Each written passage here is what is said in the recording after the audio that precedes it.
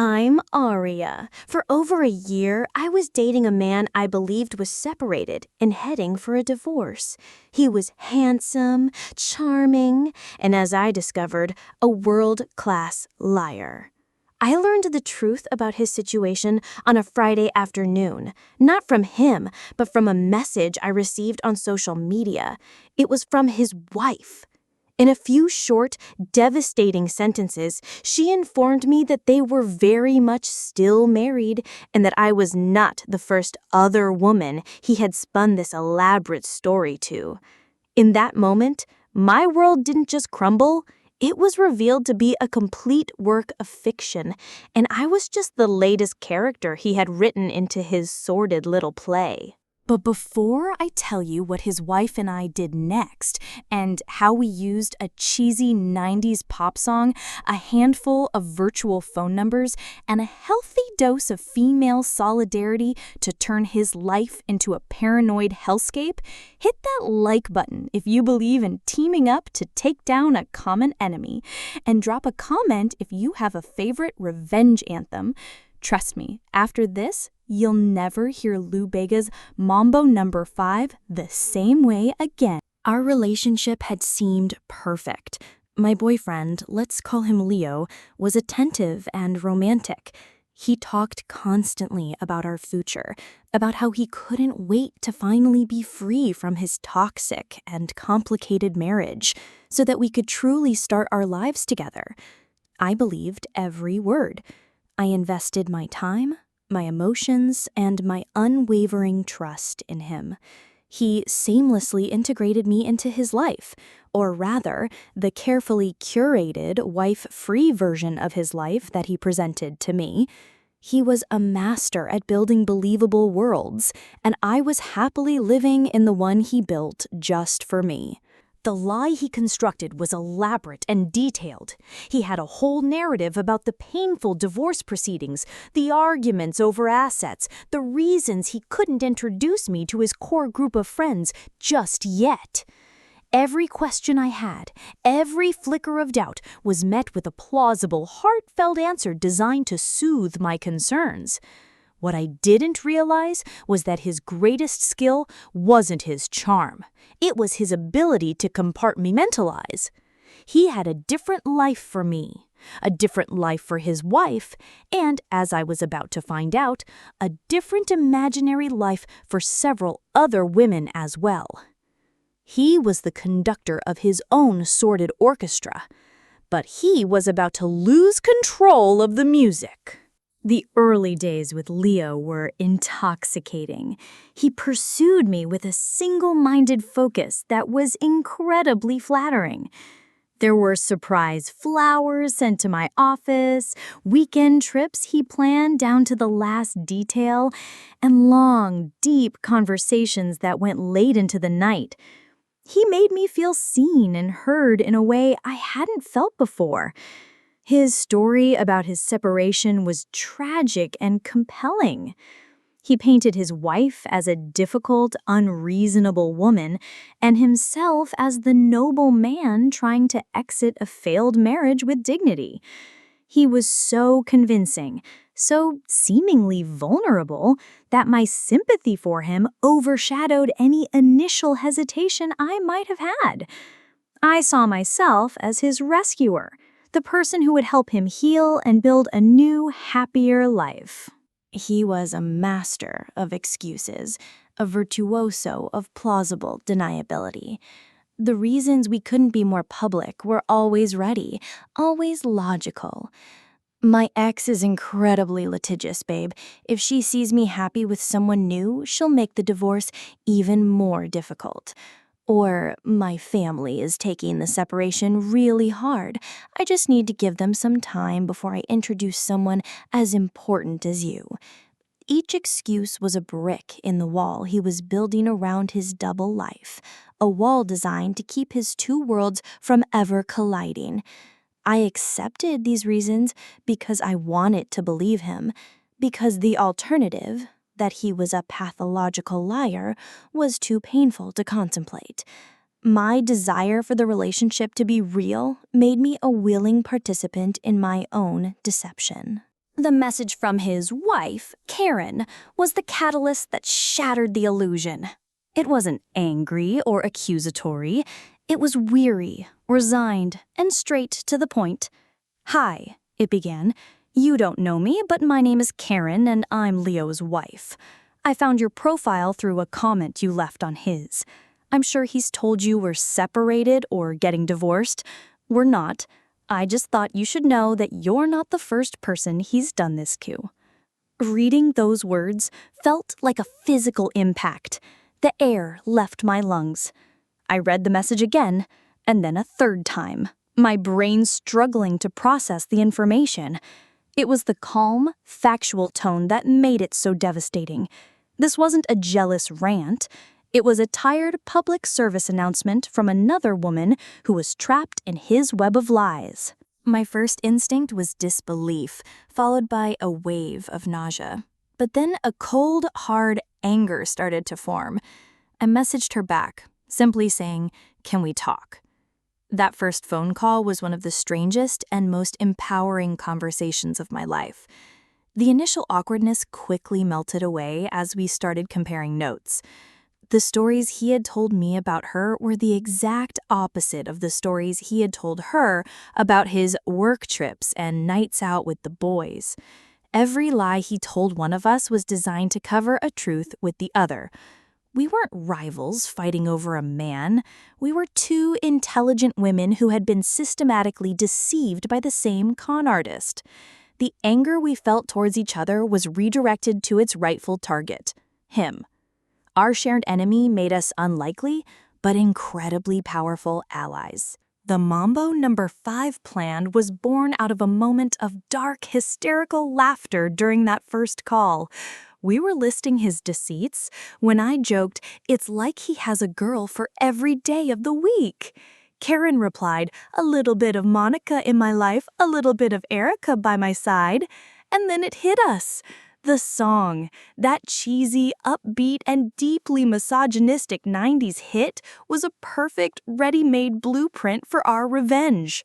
A song that treats women like a collectible checklist was the ideal weapon to use against a man who did the same. The irony was too delicious to ignore. The plan was not just to catch him, but to torture him, to make him believe that his carefully compartmentalized world was about to spectacularly and publicly implode. The preparation was a work of art. The first step was acquiring a set of untraceable phone numbers, which was surprisingly easy with virtual eSIM apps. We needed a different number for each of the song's leading ladies. Next, we created the fake online profiles. We decided that to make it more believable, he would use a different platform to communicate with each woman, a tactic a seasoned cheater might use to keep his affairs separate. So Monica would message him on Facebook, Rita would slide into his Instagram DMs, Tina would use WhatsApp. We downloaded stock photos of different women. Nothing too glamorous, just believable, everyday people. We were creating a phantom harem, and we were about to unleash it on him. The first messages were sent out sporadically over a few days, designed to seem random, like wrong numbers or spam. A simple, "Hey you," from Monica on Facebook Messenger. A fire emoji reaction to one of his old photos from Rita on Instagram. We wanted to plant the seeds of chaos subtly. At first, he ignored them, just as we expected. But we were patient. We were playing the long game. The goal wasn't a sudden explosion. It was a slow, creeping psychological corrosion. We wanted to build a sense of unease, to make him feel like he was being watched from multiple angles, without ever giving him a single concrete thing he could confront. The first discovery was orchestrated by Karen with theatrical perfection. About a week into our campaign, she borrowed his phone while he was in the shower under the pretext of needing to look up a recipe. While she had it, she sent a message from the Erica account on WhatsApp. "Last night was amazing. You really wore me out." She then left the notification on the screen and accidentally dropped the phone on the bed as he was coming out of the bathroom. He saw the preview banner at the top of the screen. The look on his face, she told me later, was a beautiful portrait of pure, unadulterated panic.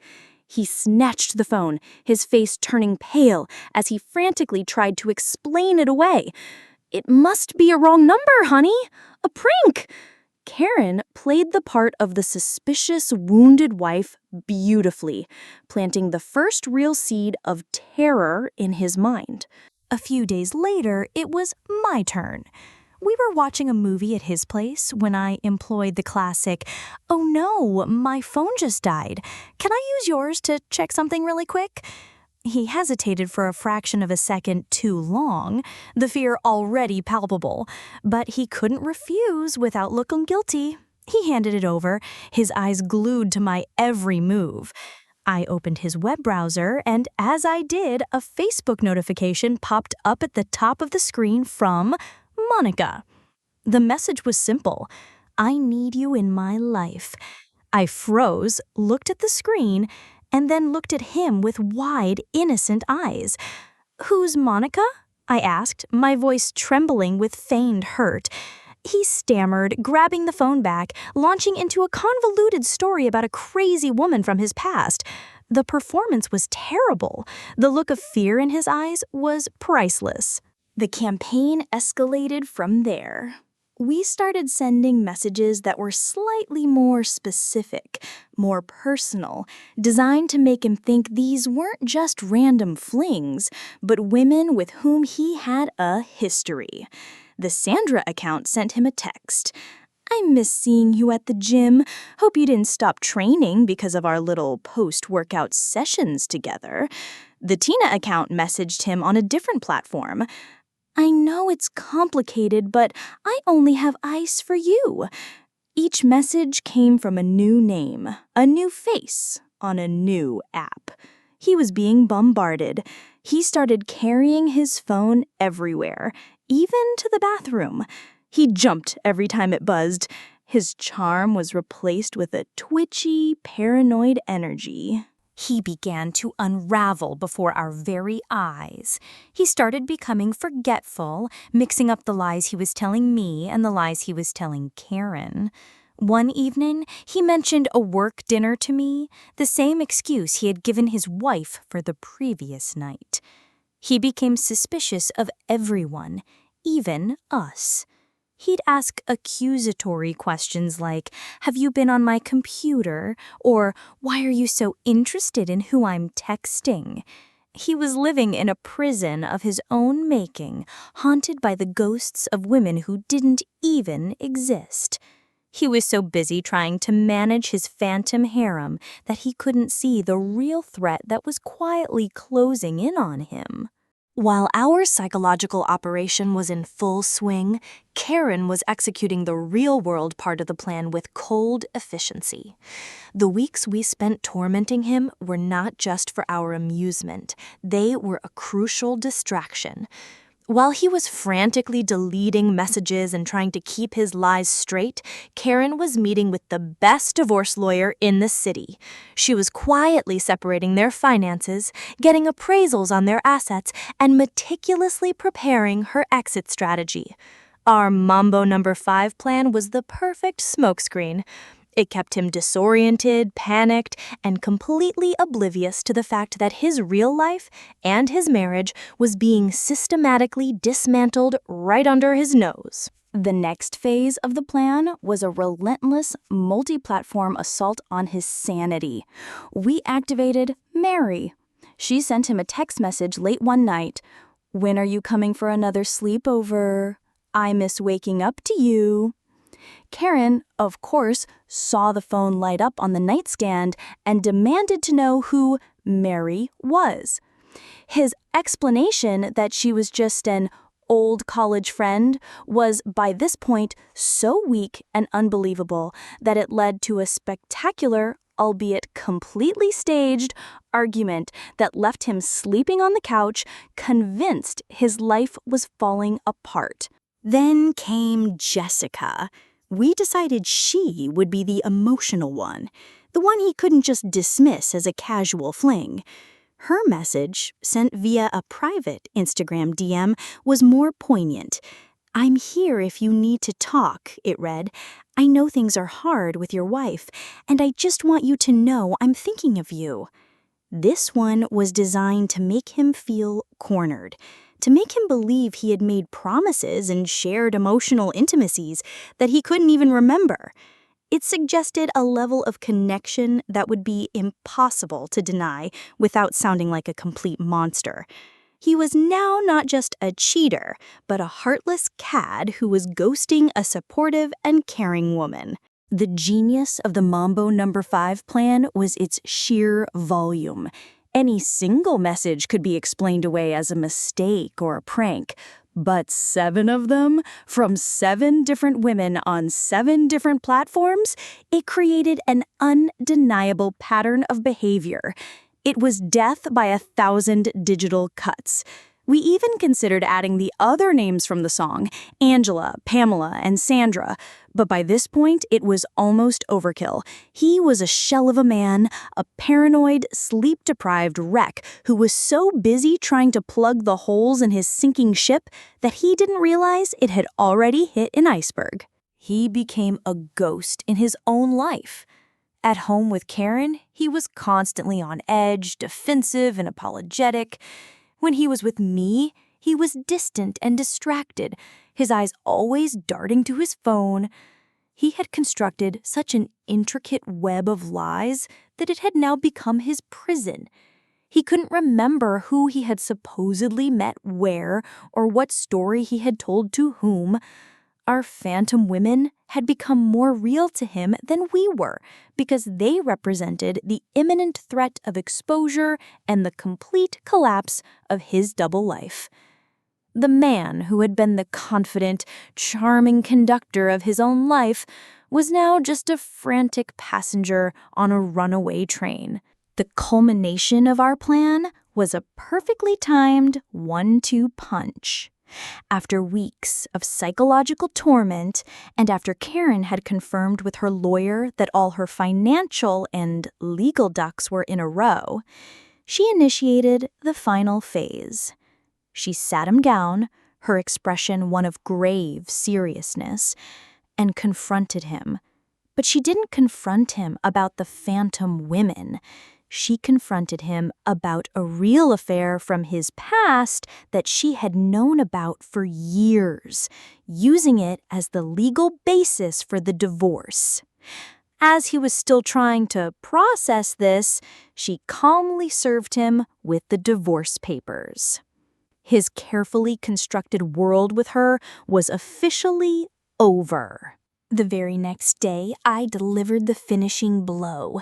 I met him for coffee under the pretense of needing to talk about all the weird messages you've been getting. He looked relieved, thinking he could finally rope me into his drama as an ally. I let him talk for a few minutes, then I stood up. "You know, Leo," I said, my voice calm and clear, "it looks like you're way too busy with Monica, Erica, Rita, and the rest. I'm out." I dropped a $20 bill on the table for the coffees and walked out without looking back, leaving him sitting there with his jaw hanging open. In the space of 48 hours, he had been systematically and decisively dumped by both his wife and his girlfriend. The satisfaction of our coordinated exit was immense. We had refused to be pitted against each other, the classic wife versus mistress trope that men like him rely on. Instead, we had formed an unbreakable alliance. We had communicated, we had strategized, and we had executed our plan with flawless precision. We had taken a situation designed to make us rivals and enemies, and we had turned it into a story of female solidarity. We had taken back the power, not just for ourselves, but for each other. The revenge wasn't just in his downfall, it was in our alliance. The aftermath was exactly as we'd hoped. Complete and utter chaos for him, and a strange, peaceful quiet for us.